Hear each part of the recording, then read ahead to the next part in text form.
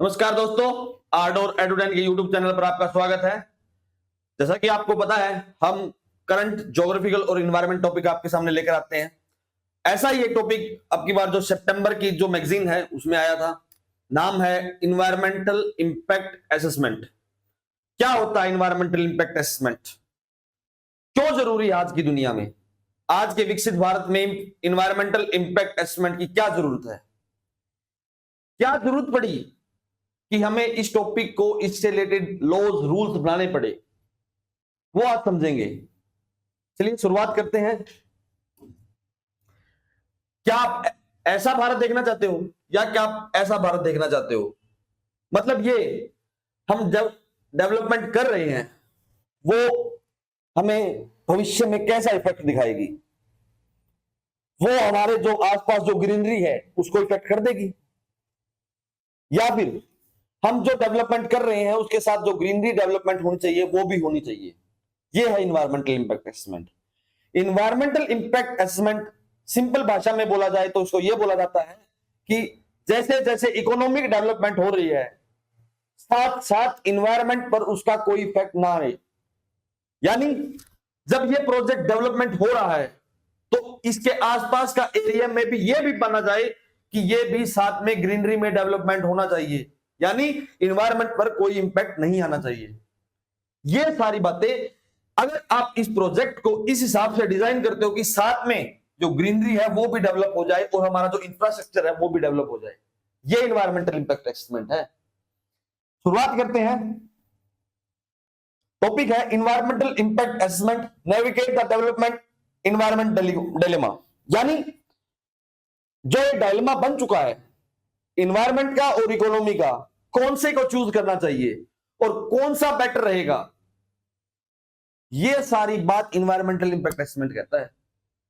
या तो आप इकोनॉमी को चुन लो या फिर आप इन्वायरमेंट को चुन लो, लेकिन इन्वायरमेंटल इंपैक्ट असेसमेंट ये रहता है आप इकोनॉमी भी चुनो और इन्वायरमेंट भी चुनो, लेकिन जो डायलेमा है उसको सोल्व करके चुनो। यानी अगर कोई प्रोजेक्ट स्टार्ट करना है तो उसकी पहले असेसमेंट करो, उसकी पहले रिपोर्ट बनाओ कि ये इन्वायरमेंट पर कितना इफेक्ट बनाएगा और ये कैसे इन्वायरमेंट को इन्वायरमेंट की प्रॉब्लम सोल्व कर सकता है। वो इन्वायरमेंटल इंपैक्ट असेसमेंट है। समझते हैं what is environmental impact assessment?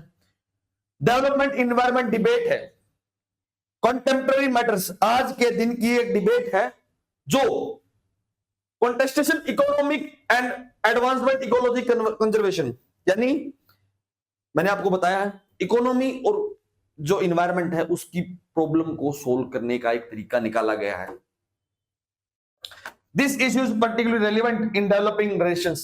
ये इश्यू जो आज के लिए जो इंपॉर्टेंट है, जो कौन से देश जो डेवलपिंग है, जो प्रगति की राह पर है, क्योंकि जो देश डेवलप हो चुका है उसको जरूरत नहीं है, उसने अपना जो डेवलपमेंट है वो अब इन्वायरमेंट पर लगाना शुरू कर दिया है। लेकिन जो डेवलपिंग नेशंस है, India, Bangladesh, China, Russia, Egypt, ये वाले देश, ब्राजील, इन सबको अपना डेवलपमेंट भी करना है और इन्वायरमेंट को भी सेफ रखना है। एक रिपोर्ट आई थी कि ब्राजील अमेजन फॉरेस्ट को काटने की तैयारी कर रहा है। अगर वो उसको काटेगा तो डेवलपमेंट नहीं होगी, अगर डेवलपमेंट कर ली तो अमेजन फॉरेस्ट में डिफोरेस्टेशन होगा। तो कौन सा मैटर चूज करना चाहिए, वो एक डायलेमा बन चुका है ब्राजील के लिए। पढ़ते हैं आगे। Environmental impact assessment has emerged as a mechanism to aid the nation in working tightrope and between economic and development and environmental protection। उसके बीच का जो रहा उसको निकालने की कोशिश इन्वायरमेंटल इंपैक्ट असेसमेंट है। अगला है, अब क्यों ये इतना इंपॉर्टेंट हो चुका है, ये जो इसके बारे में जो बातें हैं ये इतनी आगे क्यों बढ़ रही है? Environmental impact assessment is a systematic process. एक सिस्टमैटिक प्रोसेस है, पहले ये करो फिर ये करो और फिर ये करो।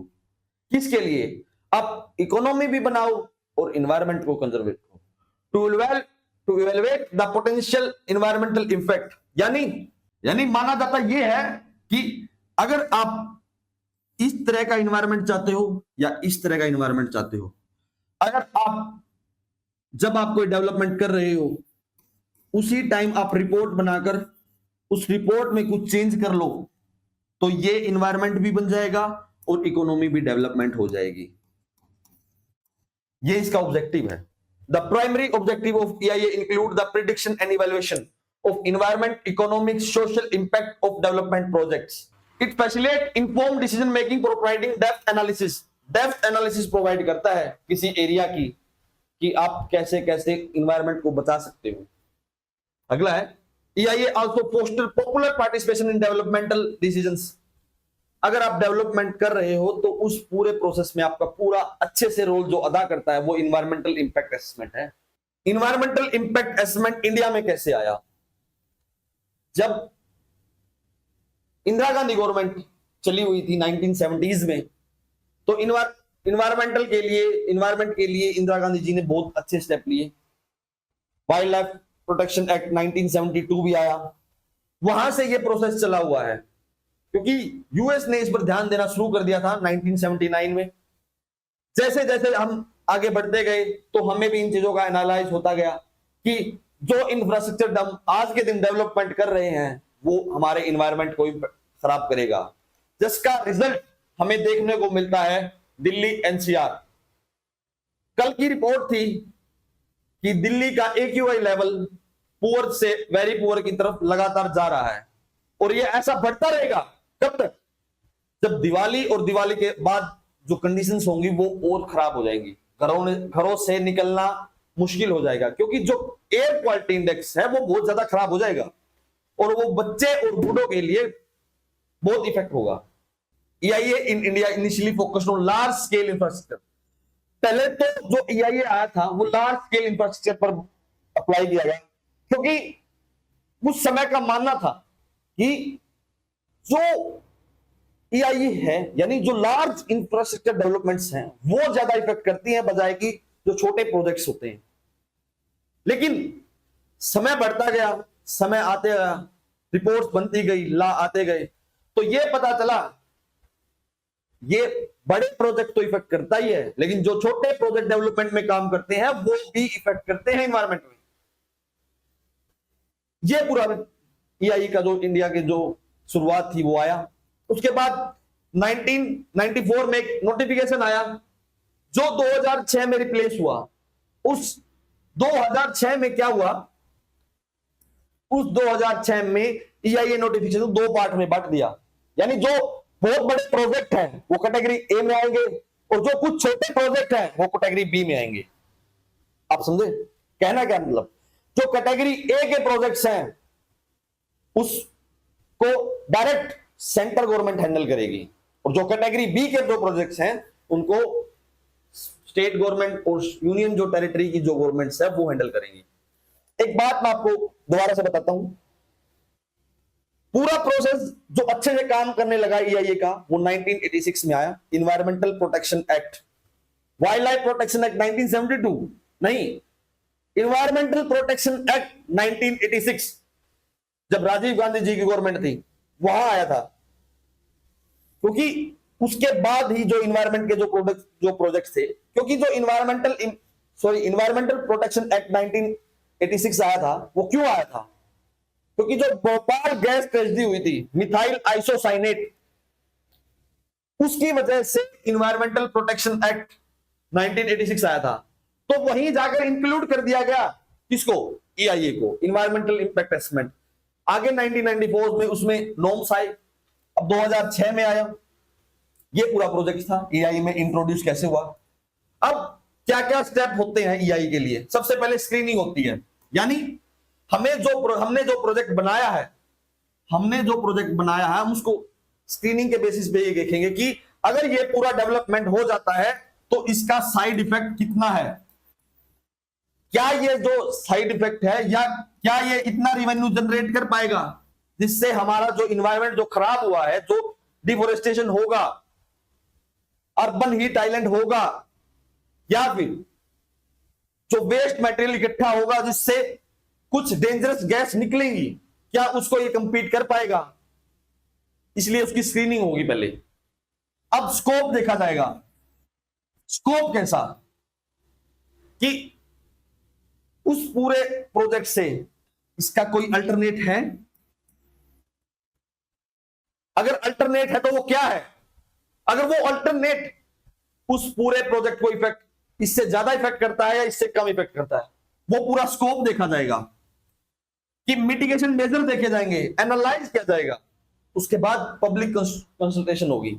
अब ये कैसे होगा, यानी अब मान लो कि मीथेन का जो गैस प्लांट है, यानी बायोगैस प्लांट अगर कहीं इंट्रोड्यूस करना है तो आसपास की जनता से पूछा जाएगा कि क्या ये जो गैस प्लांट है क्या हम लगा सकते हैं, कोई आयरन एंड स्टील इंडस्ट्री लगानी है वो लगा सकते हैं। वो जो इकोनॉमिक जो बेनिफिट है वर्सेस जो इन्वायरमेंटल इंपैक्ट है उसको एनालाइज करने के लिए पब्लिक की जो कंसल्टेशन है वो एनालाइज की जाएगी। लास्ट डिसीजन मेकिंग, फिर उस पर डिसीजन लिया जाएगा कि इन्वायरमेंटल इंपैक्ट असेसमेंट जो आया है वो सच में इफेक्टेड है, जो डिसीजन हमने लिया है किसी डेवलपमेंट प्रोजेक्ट के लिए क्या वो सच में कारगर साबित होगा, और कारगर साबित होगा तो कितना होगा वो देखने पड़ेगा। अगला है सुप्रीम कोर्ट का क्या कहना है EIA के ऊपर। सबसे जो पहले कोर्ट केस आया था EIA पर वो TN बोर्डवर्मन versus union of India case आया था 1997 में कि कोई इन्वायरमेंटल क्लियरेंस को लेकर कोई इशू था। उसके बाद जो मेन जो केस है जो माना जाता है कि इन्वायरमेंटल इंपैक्ट असेसमेंट यहां से प्रसिद्ध हुआ था इंडिया में, वो है गंगा पोल्यूशन केस 1996 में। इसके बाद जो प्रोजेक्ट देखे गए हैं, क्योंकि जो नामी गंगा प्रोजेक्ट है, प्रोजेक्ट गंगा है, ठीक है, वो सारे इस बेसिस पे एनालाइज करने लगे कि अगर हम गंगा के तट पर कोई इंडस्ट्रियल डेवलपमेंट कर रहे हैं, ठीक है, वो कितना कारगर साबित होगा, वो कितना गंगा को इफेक्ट करेगा। ताज ट्रैपिज्म, एक ताज ट्रैपिज्म का केस है 1990, उसके 10 किलोमीटर तक कोई इंडस्ट्री नहीं होगी। क्यों? क्योंकि वो जो ताजमहल का जो परिसर है, जो एरिया है, वो लगातार सल्फर ऑक्साइड और नाइट्रोस ऑक्साइड से एसिड्स है, जो यानी एसिड रेन, उसका इफेक्ट दिख रहा है, जिससे वो जो पत्थर है, जो सफेद संगमरमर का पत्थर है, वो उसका जो येलो कलर हो रहा है, उसका जो कलर है वो चेंज हो रहा है, वो देखना पड़ेगा। अगला है गवर्नमेंट की 2 नोटिफिकेशंस हैं EIA को लेकर। वो नोटिफिकेशन क्या कहती है?